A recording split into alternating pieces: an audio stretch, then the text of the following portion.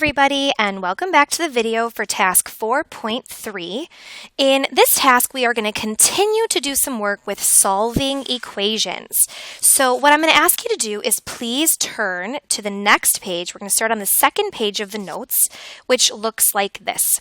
The big new idea for today is that today we're going to be solving equations with variables on both sides. That's the big new idea. Now here's what I mean by variables on both sides. Sometimes we have an equation that looks like this.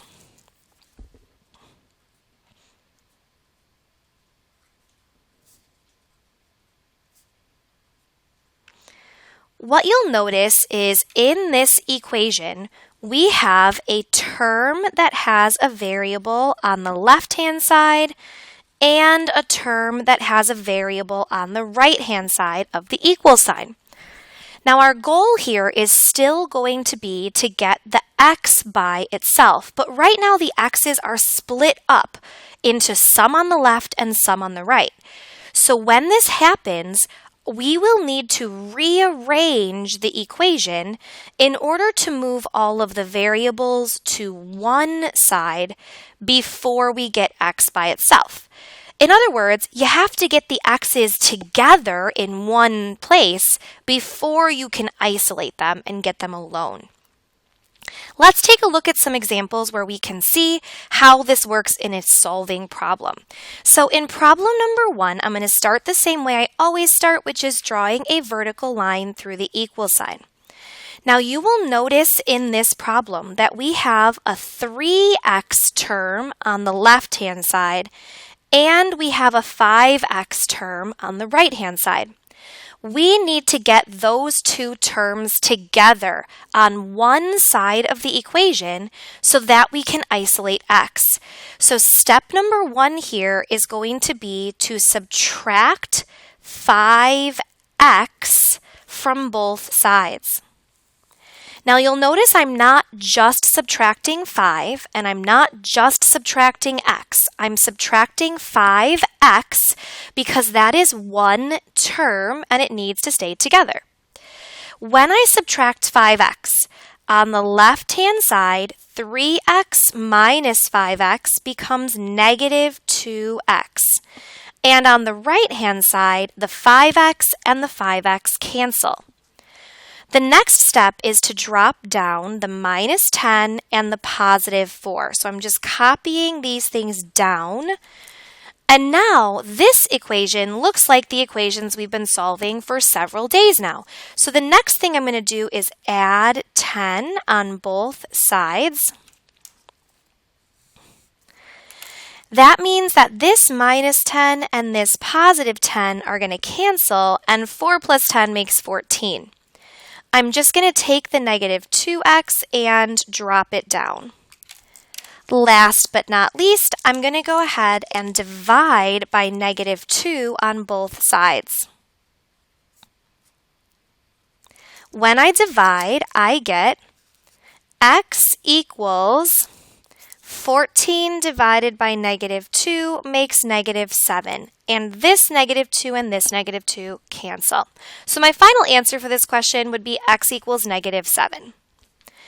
For problem number 2, I'm going to start the same way. So I'm going to draw a vertical line through the equal sign.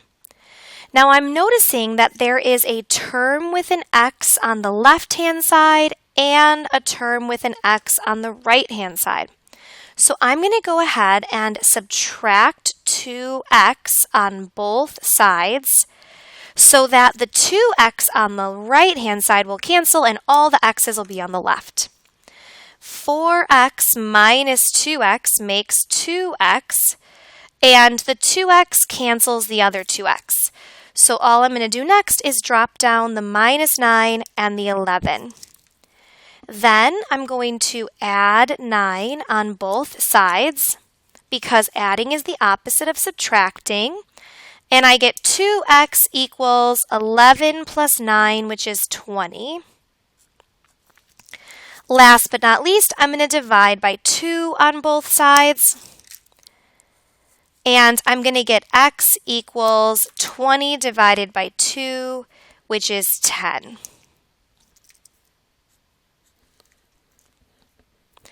Next, let's try problem number 3. So for problem number 3, I'm going to start by drawing a vertical line through the equal sign. And now I have a few different options. I'm noticing there is an x on the left and an x on the right. But right now I can't combine them because this x is trapped inside of a parentheses.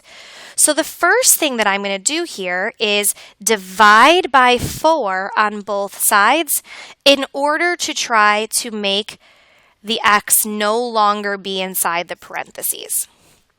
When I divide by 4, this 4 cancels this 4. And I'm going to use my division simplification method to simplify the right-hand side. So I'm going to do 8x divided by 4, which gives me 2x.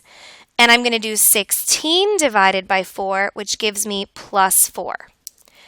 On the other side, I'm just going to drop down the x minus 6. Now I see that there are still x's on both sides, but nobody is trapped inside a parentheses anymore, so now I can get them together. So I'm going to subtract 2x on both sides of this equation. That is going to mean that the 2x cancels on the right-hand side, and x minus 2x, so 1x minus 2x, is negative 1x on the left. And I'm going to drop down the negative 6 and the 4. Now I'm going to add 6 on both sides, and I get negative 1x equals 4 plus 6 makes 10. Last but not least, I'm going to divide by negative 1 on both sides. And I get x equals 10 divided by negative 1, which means I get negative 10. Now, this method of divide by the 4 first works out great here because the 8 and the 16 are both divisible by 4. Let's see if there's another way to do this problem if that number is not nicely divisible. So let's try number 4 first, where we're going to do this problem the same way, and then we'll look at some options where we can't just divide first. For number 4, we're going to try using the same method. So the first thing I'm going to do is notice that there's x's on both sides.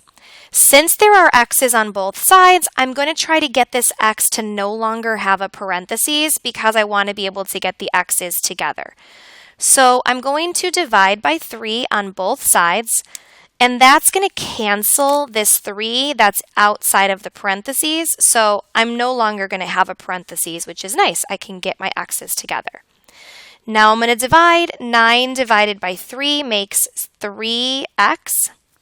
And 12 divided by 3 makes plus 4. And I'm just going to drop down my x plus 2. Now that there is no longer a parentheses, I can get my x's together. So I'm going to subtract x from both sides. And that means that I get 3x minus 1x makes 2x, and these x's cancel. And I'm just going to drop down the plus 4 and the 2. Next, I'm going to subtract 4 on both sides. And that's going to give me 2x equals 2 minus 4 is negative 2. Finally, I'm going to divide by 2 on both sides. And I'm going to get x equals negative 2 divided by 2 is negative 1. Negative 2 divided by 2 is negative 1. Okay, so this is an example of how we might have to get x's together before we can solve. And in problems 3 and 4, we looked at an example of where we could start with division to get rid of a parentheses so that we can get our x's together. Let's take a look at some examples where dividing first is not an option. So let's take a look at number 5. In number 5, you'll notice that we do have x's on both sides. However, I can't just divide by negative 4 here. The reason I can't divide by negative 4 is that if I tried to do that, it would not divide this number nicely, and it would not divide this number nicely. So dividing would give me fractions or decimals, or in other words, not friendly numbers. In order to avoid having to deal with non-friendly numbers, another option is, if you try to divide and the numbers are not friendly, use distributing instead, because distributing is another way to get rid of parentheses. So I'm going to distribute the negative 4, and I get negative 4x. And I'm going to distribute the negative 4 to the 7, and I get negative 28. On the other side of the equation, there's really an invisible negative 1 here. So I'm going to distribute the negative 1, and I get negative 1x. And distribute to the 6, and I get negative 6. And then I get negative 2x. Now I'm noticing that the right-hand side of this equation has some like terms. So I can simplify this right-hand side a little bit further. Negative 1x minus 2x is negative 3x. Now there is nothing else I can simplify on the right-hand side, and there's nothing to simplify on the left-hand side either. So my new equation is just negative 4x minus 28 equals negative 3x plus 6. This looks like the same equations that we were solving on the previous page. So my next step would be to get these x terms together, which means because I want to do the opposite of minus 3x, I'm going to add 3x on both sides. Negative 4x plus 3x makes negative 1x, and these cancel. So I'm just going to drop down the minus 28 and the negative 6. Next, I'm going to add 28 on both sides. And at this point, it becomes the same as the solving problems that we've been doing. So these cancel, and negative 6 plus 28 becomes 22. And then I'm just going to drop down my negative 1x. Last but not least here, I'm going to divide by negative 1 in order to get x by itself, because division is the opposite of multiplication. And I'm going to get x equals negative 22.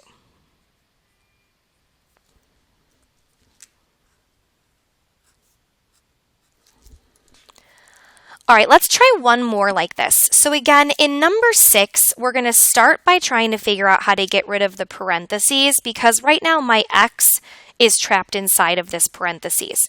If I think I might try dividing by negative 2, the problem is that 5 does not divide nicely by negative 2. So I don't want to divide because not all the numbers here would divide nicely. So instead, I'm going to try distributing as a different way to get rid of the parentheses. So negative 2 times 3 would be negative 6, and negative 2 times x would be positive 2x. I'm just going to drop down the 5 and the 4x plus 10. Now I'm going to see if I can simplify either the left side or the right side before I keep going. On the left side, I can see that I can combine the 5 and the negative 6. And these two together make negative 1. I'm going to drop down the plus 2x and the 4x plus 10. And now I'm going to try to get my x's together. So I see that there's a 4x on the right side and a 2x on the left side, which means to get those together, I'm going to subtract 4x on both sides. And that gives me negative 1. And then 2 minus 4 would be negative 2x. And I'm just going to drop down my 10. Next, I'm going to solve this the way I would normally solve for x. So I'm going to go ahead and add 1 on both sides. When I do that, I get that these 1's cancel, and 10 plus 1 is 11. And I'm going to go ahead and drop down my negative 2x. And then finally, I'm going to divide by negative 2 on both sides. Now, when I divide by negative 2, where did I get, oh, there we go. I'm sorry. I was like, where did I get the -2 from? Oh, I remember. When I divide by -2, these -2's cancel, and 11 divided by -2 is -5.5, and we get x equals -5.5. All right, that is it for this video. Thank you guys all so much for watching, and I hope that when I see you next time, we will be able to do some practice. Bye.